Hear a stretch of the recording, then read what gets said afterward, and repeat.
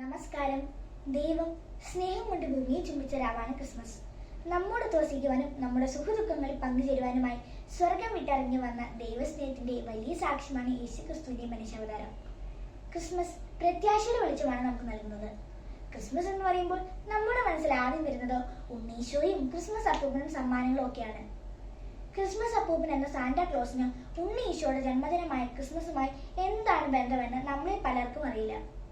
4-ാം നൂറ്റാണ്ടിൽ ഏഷ്യ മൈനറിൽ ജീവിച്ചിരുന്ന വിശുദ്ധനായ ബിഷപ്പ് നിക്കോളാസ് ആണ് യഥാർത്ഥ സാന്റാക്ലോസ്. പാവപ്പെട്ടവർക്ക് രഹസ്യമായി സമ്മാനങ്ങൾ നൽകുന്നത് അദ്ദേഹത്തിന്റെ ഒരു ശീലമായിരുന്നു.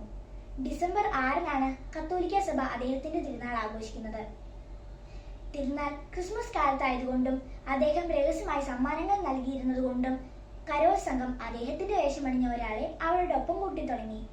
ഇങ്ങനെയാണ് ക്രിസ്മസ് അപ്പൂപ്പൻ എന്ന സാന്റാക്ലോസ് രൂപമെടുക്കുന്നത്. ക്രിസ്മസ് അപ്പൂപ്പൻ മാത്രമല്ല, നമ്മളും ക്രിസ്മസിന് പരസ്പര സമ്മാനങ്ങൾ കൈമാറാറുണ്ട്. തന്നെ നൽകുന്നതാണ് ഏറ്റവും വലിയ സമ്മാനം എന്ന് ക്രിസ്മസ് നമ്മെ അനുസ്മരിപ്പിക്കുന്നു. ഈശോ മിശിഹ തന്നെ നമുക്ക് സമ്മാനമായി നൽകി. അതുപോലെ നമുക്കും മറ്റുള്ളവർക്ക് നമ്മളാകും വിധം സഹായിച്ചുകൊണ്ട് നമുക്ക് നമ്മെ തന്നെ സമ്മാനമായി നൽകാം. പുൽത്തൊട്ടി പിറന്ന ഉണ്ണീശോ നമ്മുടെ ഓരോരുത്തരുടെയും ഹൃദയത്തിൽ വന്ന് പിറക്കട്ടെ എന്ന് ആശംസിച്ചുകൊണ്ട് നിർത്തുന്നു. നന്ദി.